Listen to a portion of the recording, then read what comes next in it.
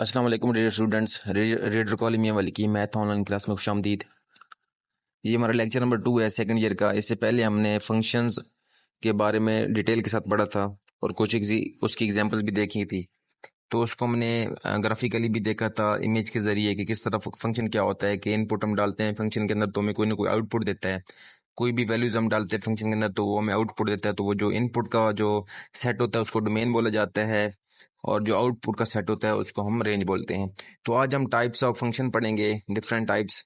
Some important types of function are given below. कुछ नीचे दिए हैं कौन सी। Algebraic function. Algebraic functions are those functions which are defined by algebraic expression. We classify algebraic function as follows. तो algebraic function को भी आगे कुछ पार्ट्स में डिवाइड किया गया है जिसमें पॉलिनोमियल फंक्शन है, लीनियर फंक्शन है, आइडेंटिटी फंक्शन है, कांस्टेंट फंक्शन है और रेशनल फंक्शन है। तो वन बाय वन हम इसको पढ़ेंगे। पॉलिनोमियल फंक्शन क्या होता है। A function p of the form p of x। अब पॉलिनोमियल फंक्शन है इसलिए उसको बोला गया है कि p ऑफ x। वैसे तो हम जनरली उसको f ऑफ x से रिप्रेजेंट करते हैं।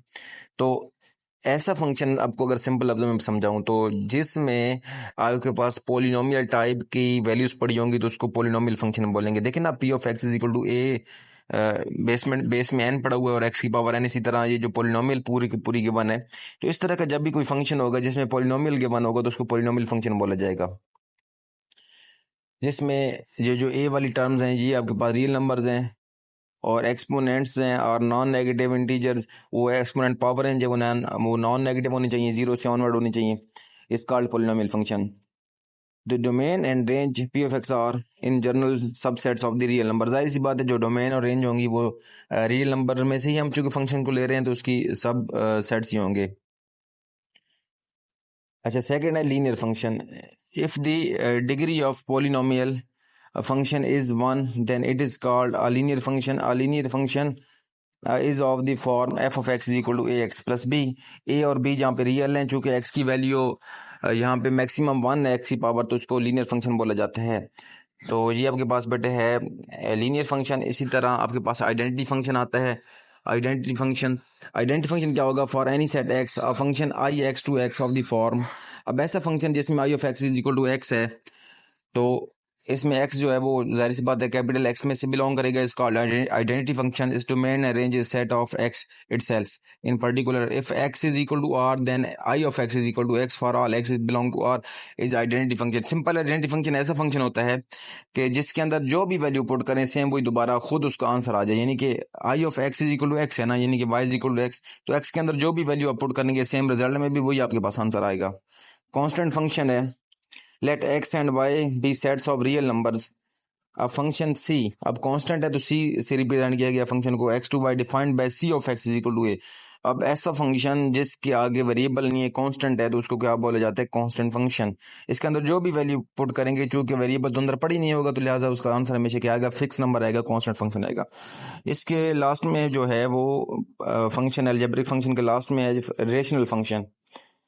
Rational function a function r of x of the form p of x और क्यू ऑफ एक्स। ऐसा फंक्शन जिसको नोमिनेटर और डिनोमिनेटर की तरह लिखा जाए। जिस तरह रेशनल नंबर होते हैं तो अब नोमिनेटर और डिनोमिनेटर में जब पॉलिनोमियल फंक्शंस होंगे तो उसको क्या बोला जाएगा, रेशनल फंक्शन।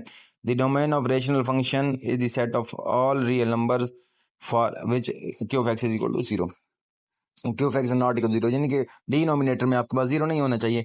अच्छा, फिर उसके बाद टाइप है trigonometric function. We denote and define trigonometric functions as follows. अब ट्रिग्नोमेट्रिक फंक्शन ऐसे फंक्शन होंगे जिसमें आगे आपके पास ट्रिग्नोमेट्रिक वैल्यू पड़ी होंगी, y is equal to sine x, y is equal to cos x, y is equal to tangent x. जिसमें आगे ट्रिग्नोमेट्रिक फंक्शन पड़े होंगे तो वो ट्रिग्नोमेट्रिक वैल्यूज पड़ी होंगी तो वो ट्रिग्नोमेट्रिक फंक्शन होगा। थर्ड पे है इनवर्स ट्रिग्नोमेट्रिक फंक्शन। अगर अब नाम से ही जाहिर है कि जिस वैल्यूज के अंदर इनवर्स ट्रिग्नोमेट्रिक वैल्यूज पड़ी होंगी फंक्शन के अंदर तो वो होगा inverse trigonometric function. Exponential function.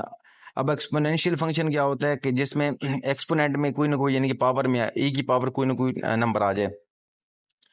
A function in which variable appear as exponent, जिसमें जो वेरिएबल है वो पावर में आ जाए, is called exponential function. The function y is equal to e की power ax, y is equal to e की power x, y is equal to 2 की power x, y is equal to e की power x, natural log of 2 etc exponential function.